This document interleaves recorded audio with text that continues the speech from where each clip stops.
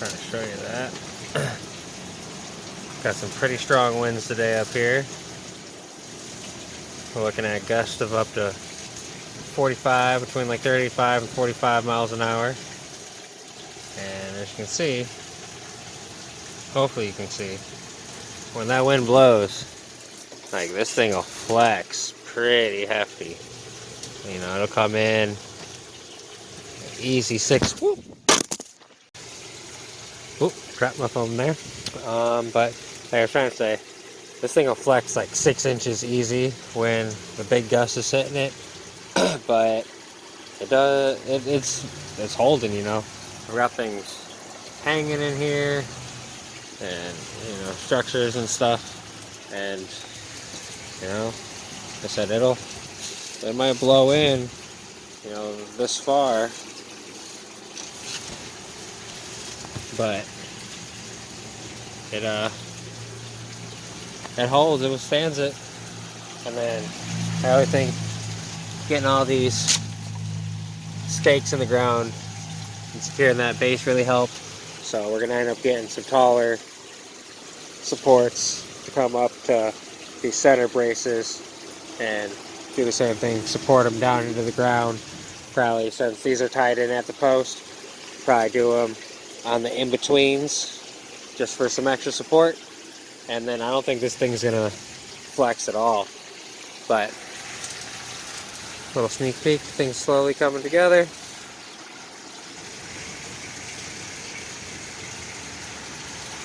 So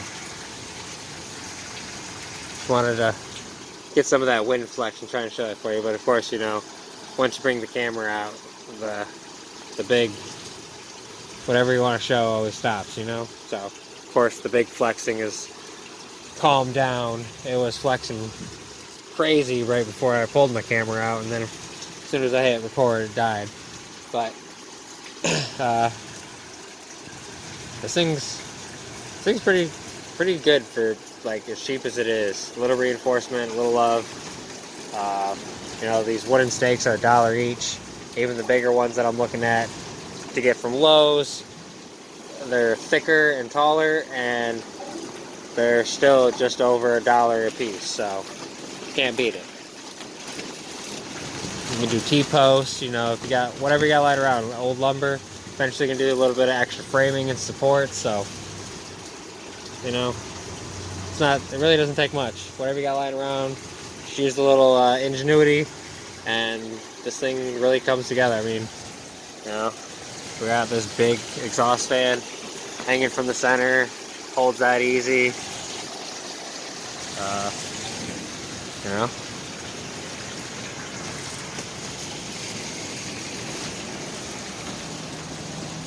loving it. It's cold outside. Been hanging out between 70 and 80 in here today. It's like 50, 60 out there. Alright, so it is currently about 37 degrees outside, and I've moved this into the shade so this isn't sun directed, and we're sitting at nearly 80. It got down to like 27 last night, so I had a heater out here. It definitely probably ran overnight, but I just came to check on it here today. It's cold. You can tell it hasn't ran for a while. And I sealed up the windows last night, and you can tell the humidity's building back up. But no signs of any issues at all. Nothing in here seems to have cared about that cold coming through. Strawberries are good. Potatoes finally starting to work its way up. Hopefully the other ones start popping up soon. Once they grow up a little bit, a few inches, we'll throw some more dirt in there. Keep burying them until they get to the top. But, you know, obviously these haven't sprouted, but the azalea. Now, these I had the dome closed, and these I closed up just to be safe, since, you know, smaller sprouts Didn't want to lose them, and you know, everything. Even the upper ones up here seem to be just fine. Get these guys back into the sun.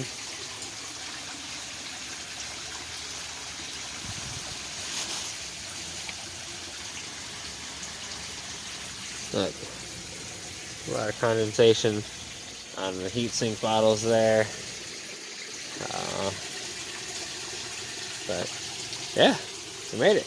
Cold night, no problem. Beautiful. You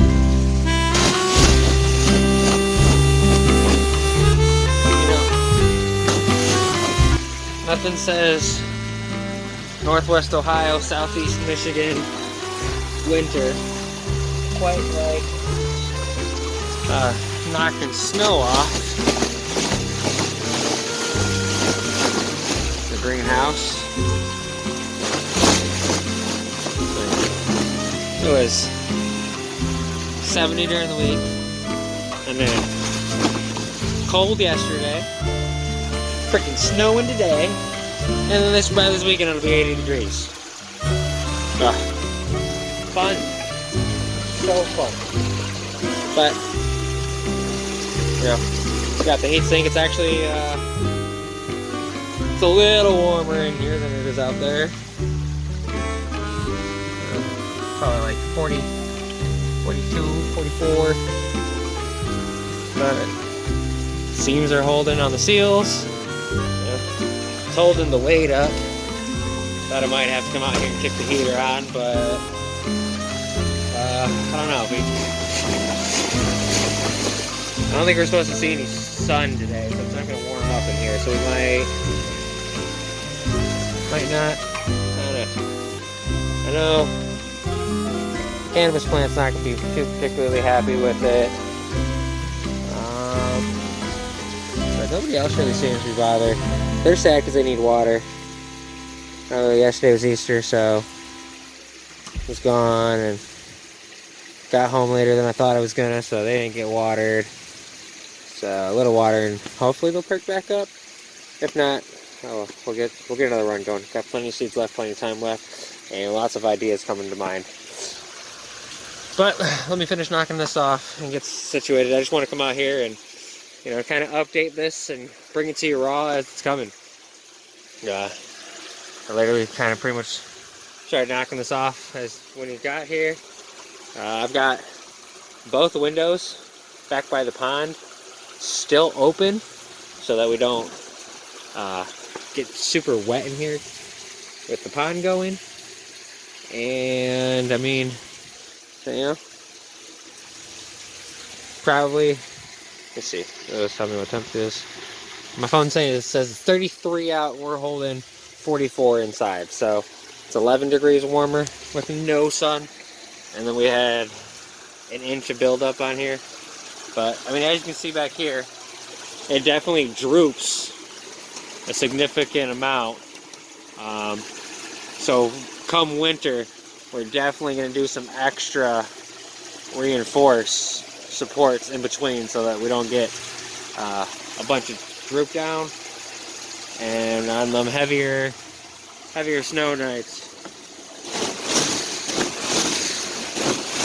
But I think also by winter, for the snow season, we're going to do some we'll do a couple ground supports that come up to the center just to get us through the winters. With the heavy snows, they won't be permanent and taking up the space. Maybe run them off the pond and do some support bracers up to these cross beams. And then another one at each cross beam. I don't know. We'll figure it out. We got plenty of time. So, just want to bring you this quick update, and I'll see you guys next time. You know, ironically, the thing about the snow is, and the thing about it snowing today is, today I plan to bring some more of my plants out here. Because I was like, Easter, we're only a couple of weeks away from Mother's Day, it'll be perfect. And then it snows. So, we're probably going to wait one more day to start bringing everything out. But, got some more cannabis plants to come out. What's we got popped up there? We got zucchini, cantaloupe, some more coleus flowers, my snapdragon flowers. No, gonna get some more planting going. My buddy just lost a bunch of his crops, so I'm gonna try and get some starters going and see if we can kind of help get him back up to his numbers real quick. So yeah, definitely gonna be starting to try and step up the gardening here over the next couple weeks, and so that way we got some sprouts and stuff ready to go into the ground in a couple weeks from Mother's Day. Alright guys, what's up? It is April 28th today. It's about 40, I think it said like 43, 44 degrees out. Feels like it's upper 30s. We're sitting at, let's see that, nearly 70 on the wall. And you're definitely not going to be able to see this, but the fan's got a digital thermometer right on the top of it. And it's also reading 70, so I'm going to say 70 is probably accurate.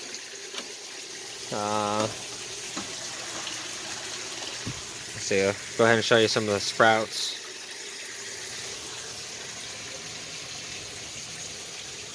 I got some tomatoes, herbs. I always have the worst luck with herbs. Zucchini's looking really good.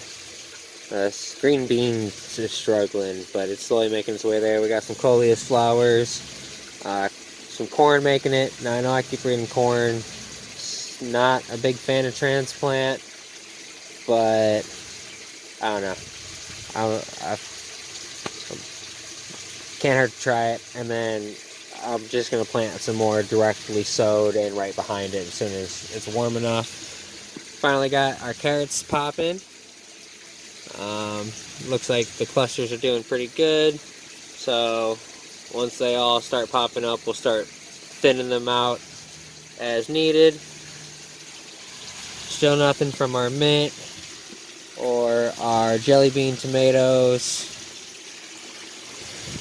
Overall, the cannabis plants taking it pretty well. Only the London pound cake seems to not be liking it out here, so if it doesn't seem to start perking up here soon, probably take it back inside or give it the cut and line to something else that can handle it. Habanero, she's doing pretty good. She's starting to recover. She's not the biggest fan of the cold, but it's okay. Slow growth to start. It gives us time to wait to transplant her. Strawberries are looking good. Our potatoes are finally popping really well, and so once those grow up a few inches, we'll just keep backfilling with dirt until we reach the top of the pot. And I'm really excited. I've never done potatoes before. See that pond? That water is holding out crystal clear. Fish are chilling, loving it. So yeah, that's just a little quick update here. It's holding out really well. We've had a couple colder nights, and I just got this little electric heater out here.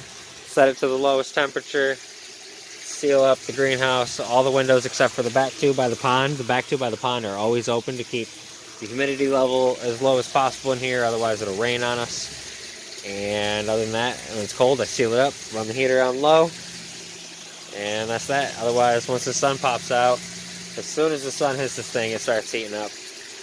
And it holds average 20 degrees, 30 degrees plus, depending on how intense that sun is, over temp. So, you know, it's already coming up on 70, so I gotta go do some work. I'm sure by the time I come home in a couple hours,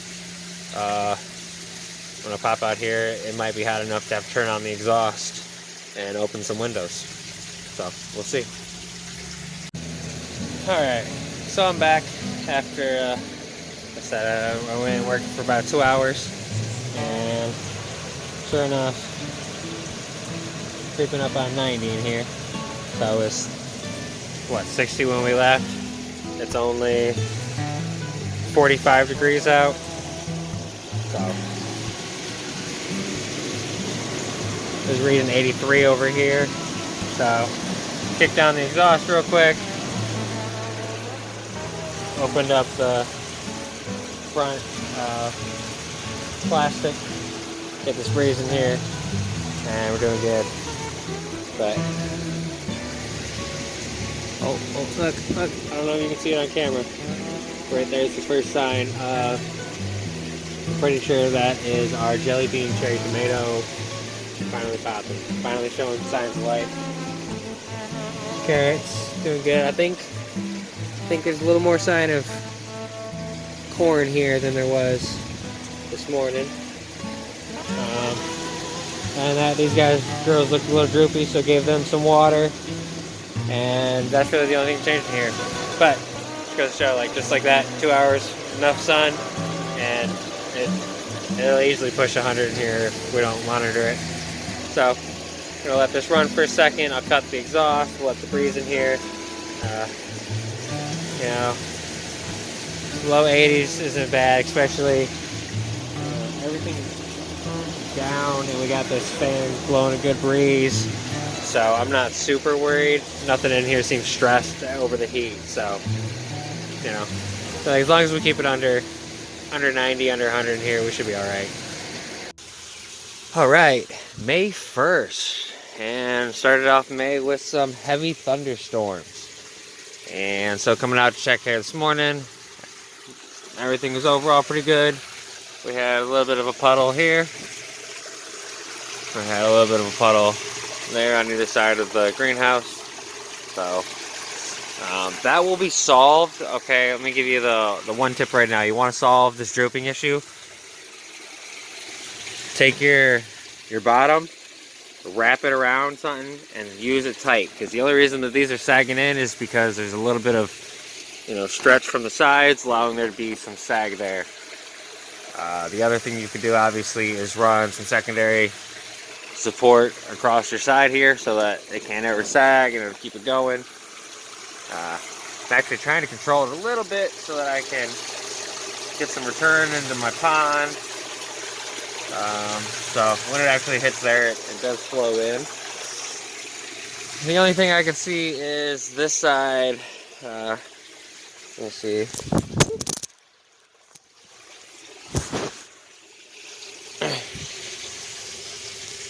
And you can see it's wet there. That's wet. Let's see, it's still dripping. Some wet there. Obvious wet signs there. That's wet. So I'm gonna have to re-caulk this side apparently.